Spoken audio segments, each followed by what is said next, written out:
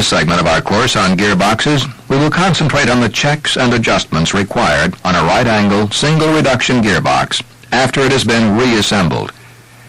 We will use the gearbox we just finished putting back together. The first check we will complete is of the end play of the high-speed shaft. In other words, how far can the high-speed shaft move back and forth along its axis?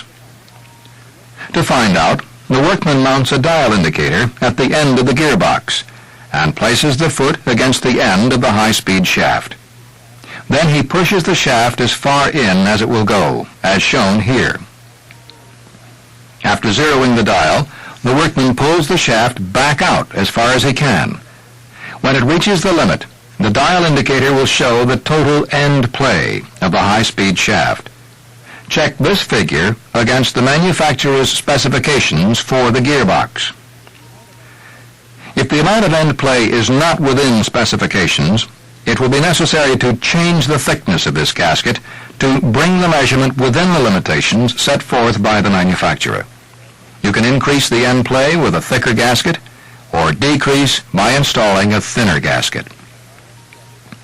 Our next checkpoint is of the radial runout of the high-speed shaft. Although the shaft is checked for runout during repair of the parts, it should be rechecked now to see if the assembly was correct. To check the runout, simply mount the indicator with the foot against the side of the shaft like this. Turn the shaft manually, watching the needle on the indicator very carefully. Then check the amount of runout against the manufacturer's specifications. If it is not acceptable, the trouble must be located and corrected at this time. The next check we make on the gearbox is called the mounting distance. This distance must be measured and checked through the inspection openings in the gearbox, making it very difficult to show you what we are doing. Therefore, we will use graphic illustrations, like this one, to point out exactly what we are doing in setting the mounting distance of our gearbox. You'll find it much easier to understand this way. To begin with, the two broken lines show the axes of the high and low speed shafts. However, we are only concerned with the point at which they cross. We must measure the distance from the crossing point to this ground surface on the face of the pinion gear. By looking closely at the face of the gear, you will usually have little difficulty in finding the ground or machined surface we are talking about. You must measure from this surface to the point at which the axes of the two shafts meet. The resulting measurement is the mounting distance, as shown here. To find out what the actual mounting distance is for your gearbox, you simply inspect the face of the pinion gear. A marking similar to that shown here will indicate what the mounting distance should be. Our example, which we will use for illustration purposes, indicates that the mounting distance is 5 inches. That means that the measurement shown here should be 5 inches, if it is correct. It's quite obvious, however, that it would be very difficult to measure from the face of the pinion gear to the center of the low-speed shaft. The fact is that it would be impossible. Since this is true, we will break the measurement down into two separate measurements which we can make. The measurement shown in green represents the radius of the low-speed shaft, and the yellow measurement indicates the distance from the low-speed shaft to the face of the pinion gear. The two together equal the mounting distance. This part of the measurement, as we said, is from the face of the pinion gear to the low-speed shaft. It's a very simple matter to reach through the inspection opening with a pair of inside calipers and take the measurement. Our measurement shows that the distance is 2 1/2 inches. Record your findings on a piece of paper. The second part of our measurement is actually the distance to the center of the shaft, which is the radius. We use an outside micrometer to find out what the total diameter of this shaft is. And as you can see, the diameter is 5 inches. Once we have the diameter, we divide it by 2 and find that the radius of the shaft is 2 1/2 inches. The measurement, shown in yellow, from the edge of the shaft to the face of the gear turned out to be 2 1/2 inches. The measured diameter of the low-speed shaft was 5 inches, which means that the radius is 2 1/2 inches. The measurement showed in green. Adding the two gives us the mounting distance, which is 5 inches. Our measurements show that the actual or measured distance is equal to the measurement shown on the pinion gear. Therefore, the mounting distance does not need to be changed. Now let's assume that we are working with the same gearbox, with the same mounting distance of 5 inches, but that the actual measured distance turned out to be 4 3/4 inches, not as much as it should be. This means that the pinion gear is closer to the center of the low-speed shaft than it should be. To be exact, it is 1/4 inch too close. To correct this problem, we must move the entire high-speed shaft assembly 1/4 inch away from the low-speed shaft. This includes the cartridge, outer retainer, and all of the included parts. After moving the entire high-speed assembly to the right, we would add 1/4 inch shim or gasket between the cartridge and the gear case. The shim or gasket moves the entire assembly to the right, away from the low-speed shaft. This increases the measured distance from 4 3/4 inches to the required 5 inches. Now let's consider the same gearbox, with the same mounting distance, with a problem the opposite of what we just saw. This time the measured distance is 1/4 inch more than the mounting distance should be. This means that the high-speed assembly must be moved 1/4 inch closer to the low-speed shaft. The problem is solved by removing a 1/4 inch gasket or shim from between the high-speed cartridge and the gear case. This moves the entire high-speed assembly 1/4 inch closer to the low-speed shaft, correcting the problem. This is where the gaskets or shims will be added or deleted according to your measurements of the mounting distance. It is the point at which the cartridge and the gear case join. Remember that the thickness of the gasket or shim that you install or remove must be the same as the difference between the measured distance and the required mounting distance.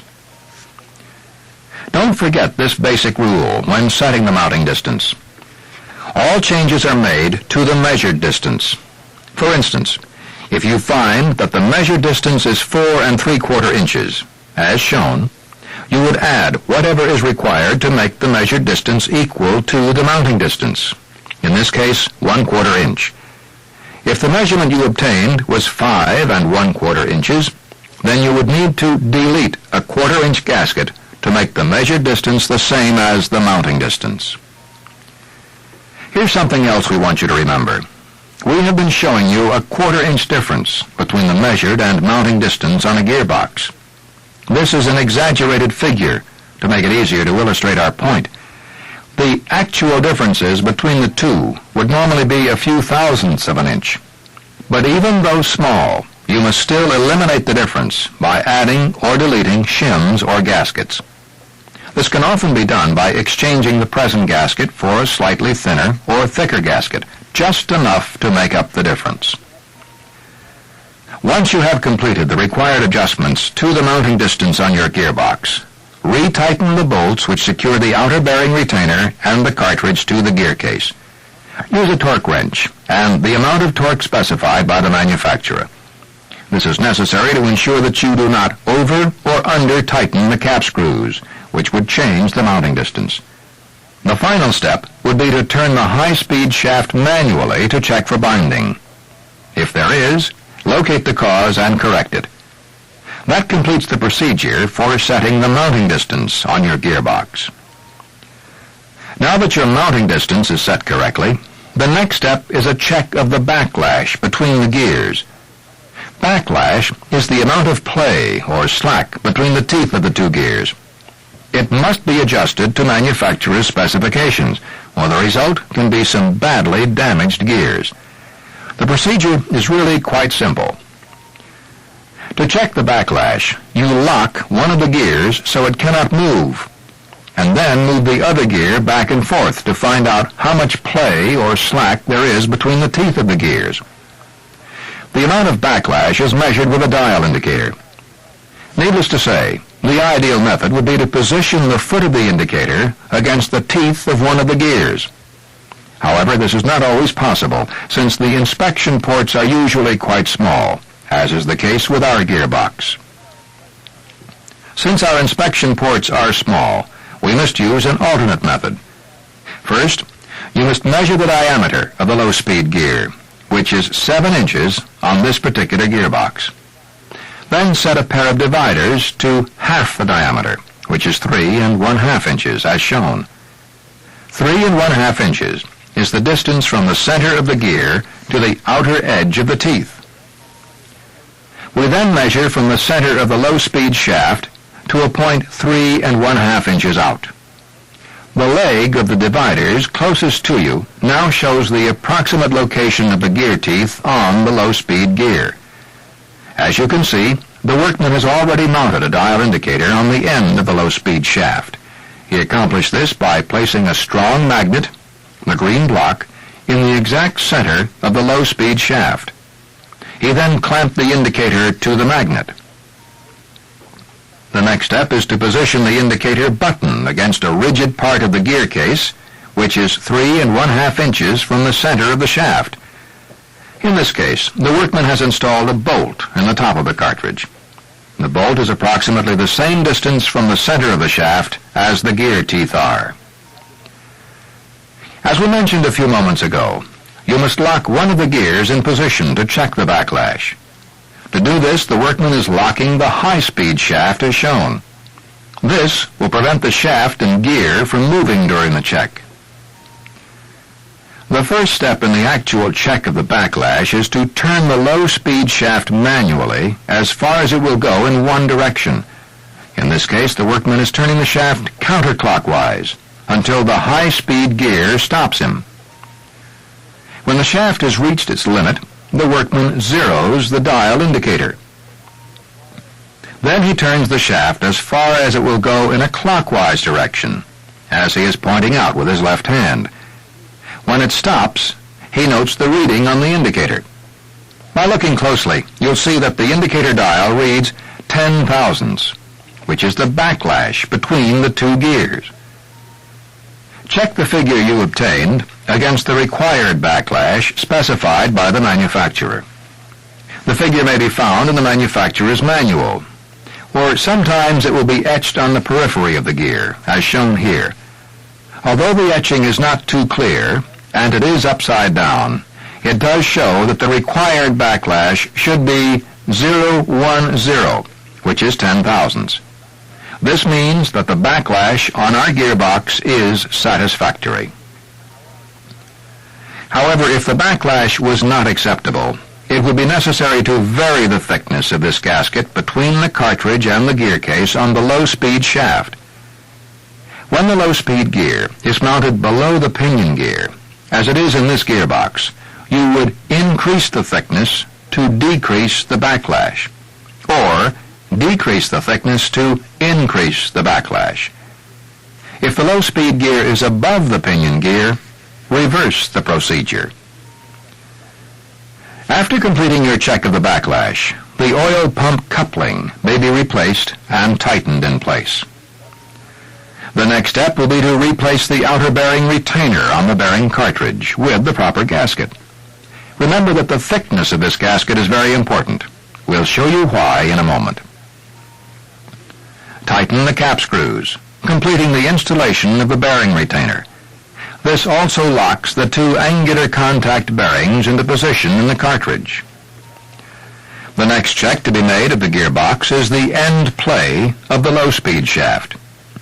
We may now complete this check, since the outer bearing retainer has been replaced. To check the end play, the workman mounts an indicator on the housing and positions the foot on the end of the low-speed shaft. Although gravity will normally pull the shaft down, the workman pushes down on the end of the low-speed shaft to ensure that it is at its lower limit.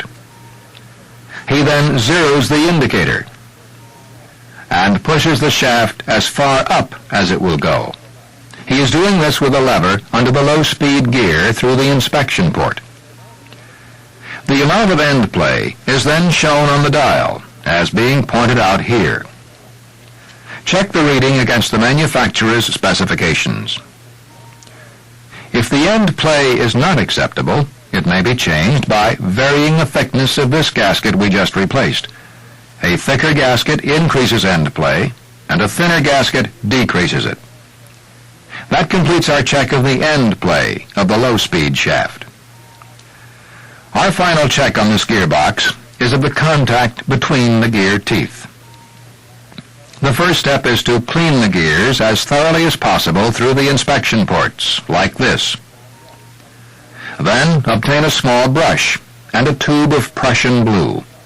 Apply a small amount of blue to the brush, and brush a very light coat of blue on the pinion gear teeth.